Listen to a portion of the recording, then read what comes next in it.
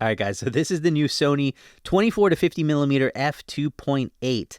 I'll be honest with you, when I first saw this lens, I kind of felt like it was a bit of a missed opportunity for Sony more than a win. But the last couple of weeks I've been shooting with this, I might have just changed my mind. So the 24 to 50 millimeter focal length, it's starting to pop up a little bit more. It's still kind of a new focal length, but really just in like cheap kit lenses with variable apertures.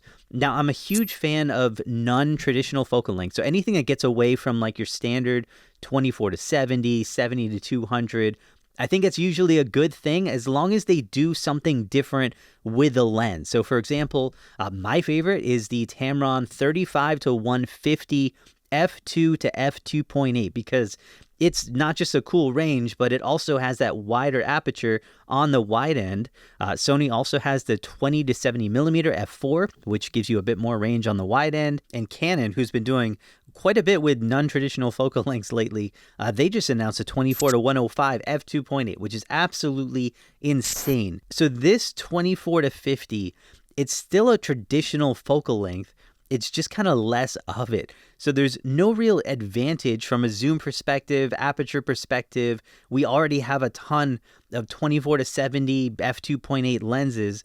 So it's kind of like one of those with just less zoom. So to really want this and to recommend buying this, it had to be great everywhere else. Now, there were two things that I knew were going to be extremely tempting. One is going to be the fact that this is smaller and lighter than any other 24 to 70 f2.8 lens, although those have gotten really compact the last couple of years. So I didn't think it would be quite as tempting. But the second is that this is significantly cheaper than Sony's 24 to 70 f2.8 version 2 by like $1,200. Like, that's a massive difference. So this is your best chance to get a zoom lens, f2.8 zoom lens from Sony at half the price as their G Master lenses. But in order to really make this the lens to buy, Sony has to nail the rest of the formula, and they pretty much have, with just a few issues. So probably one of the best things is going to be the hardware, because it's honestly amazing what Sony has been able to do with this. So it is significantly smaller, significantly lighter than pretty much anything on the market. So compared to, this is 440 grams, compared to the 24 to 70 f2.8 from Sony, it is 250 grams. This is 250 grams more. It also makes it 400 grams lighter, almost half the weight of the Sigma 24 to 70 f2.8. And even comparing this to Tamron's 28 to 75, which is very lightweight, it's significantly smaller. So there is definitely a size advantage to having a little bit less zoom. And Sony managed to stuff in just about every feature you could want on a lens. So there's a declickable aperture dial. There isn't a lock switch on it, but I do find it really sticky in that auto mode. So I don't think you're really going to knock it out of place. There's an autofocus manual focus switch, a custom function button. The zoom ring is really smooth, feels good. And then you have what would be a manual focus autofocus dial, although you can customize this as well. Plus, it has dust and moisture resistance. So for a G lens, this is pretty loaded up. Also, the front filter thread, 67 millimeters, which is great, super compact. Macro performance on this is going to be basically on par with other 24 to 70 lenses. And overall, this just feels like a really high-end lens. And that's probably where Sony kind of differentiates itself more from the competition, especially Tamron, who has no physical buttons at all. There's just one kind of custom button that you can program inside of a lens. But overall, this is going to be the lens to get from a hardware perspective. The only kind of weird thing is that at 24 millimeters, the lens is actually extended, and then you have to go to 50 millimeters to collapse it. So if you're someone who shoots at 24 a lot, you have to kind of reprogram your brain to zoom in every time you want to collapse the lens and make it smaller, or to throw it in the bag for storage. So not ideal, but definitely not a reason not to get this lens. Now for autofocus, you have two linear motors in this, which is going to be half of what you get on the Sony 24 to 70 f2.8, but going to be better than you get on pretty much every third-party lens out there. And remember, the glass on this is going to be much lighter, so it's going to be easier for the motors to keep up. And Sony says this can actually focus with the A9 III at 120 frames per second, which is something no third-party lens can come close to. I think all of these are going to be limited to 10 to 15 frames per second. So if you're someone who has a fast camera, this is going to be the lens to get. I didn't push autofocus too hard in anything that I tested with, but it's a mid-range f2.8 zoom, so it's not going to be the most challenging lens to focus on anyway. But overall, you're going to be getting better autofocus performance on this than pretty much anything else at this price. And actually, I think for videographers, maybe even a little more so, because native lenses just always tend to be the most smooth when you're doing tracking and like subject following. Now, image quality is another big advantage because this lens, as you probably expected, is very sharp. So you can definitely use this wide open with absolutely no issues, which is what I did. There's maybe a tiny bit of vignetting in the corners at f2.8, but overall the image sharpness and detail is going to be solid. Even when I stop down to f4, I can barely notice a difference on this lens, which is great. But I will actually be comparing this to the Tamron 28-70, the Sigma 24-70, and probably the Sony 20-70mm f4, because all of those lenses are right around this same price point. So if you haven't subscribed yet, definitely do that, and we'll have a full comparison on all of those lenses. But in the meantime, I did shoot some side-by-sides with this and the Tamron 28-75. Now, honestly, I really wasn't noticing that much of a difference in detail with the Tamron, except maybe in the corners. And with bokeh, this one surprised me. So the 24-50, it looks good, but it does start to get a little bit squeezed as you work your way down on the frame.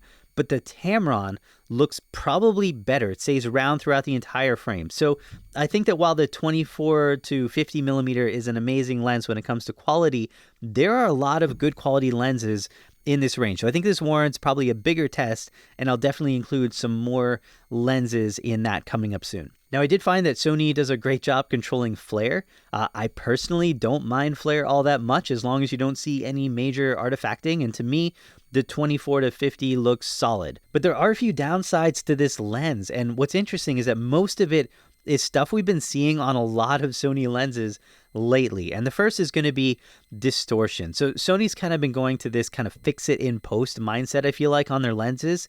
So distortion on this, 24-70 is not usually a focal length we would have issues with distortion, but this lens is fairly bad. Like, it's probably unusable in its native state. So just to show you, the Tamron 28-75 without any correction has almost no distortion, and you compare that to the Sony, and it's pretty intense. Now, for JPEGs and video, distortion is automatically fixed in camera. You actually cannot turn this off, so you will never see an uncorrected image. And for RAW files, you'll probably have a profile for this built into Lightroom and most software by the time this lens ships. So as long as you have profile correction on, and the software you're using supports profile correction, you shouldn't see this ever, even if you're shooting RAW files.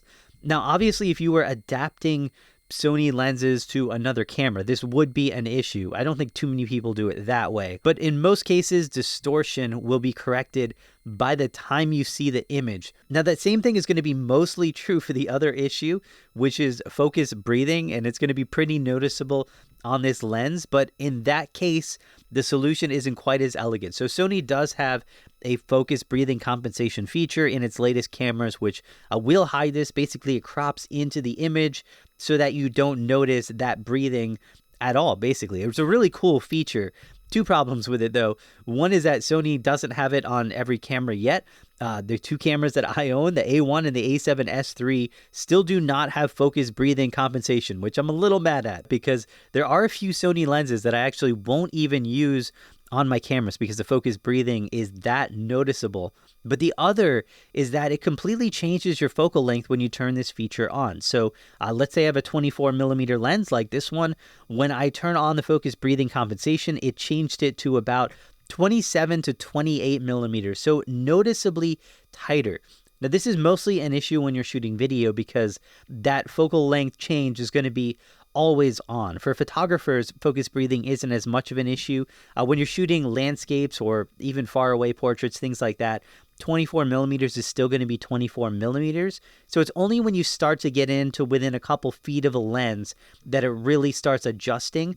And that's where your 24 millimeters is going to look more like 27 to 28 millimeters. I do think if this was a 20 to 50 millimeter lens or an f2 to f2.8 aperture, I would be recommending this like crazy.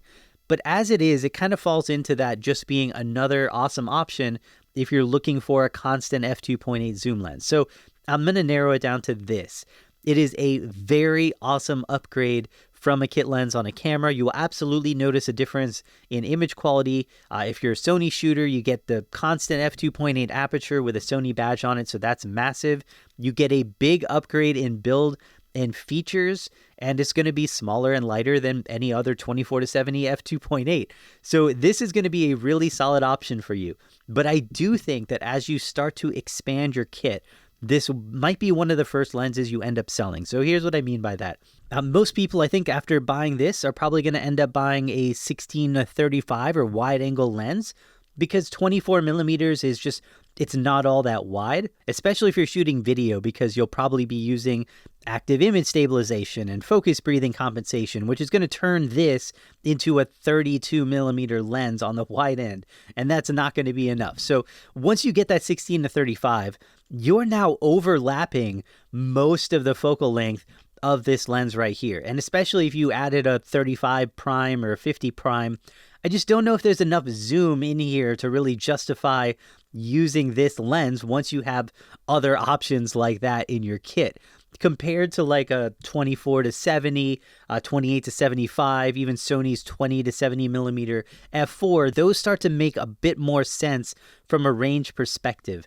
But I do keep coming back to the quality of this lens. It's just overall a great lens. It's a Sony lens, which means it's going to resale very well. It means that it's going to be great with frame rates and autofocus, even on future cameras as it comes out. It's a really lightweight lens, so if you're using smaller bodies like the A7C II, this you'll notice heavy lenses on this camera right here. This is going to be a great fit.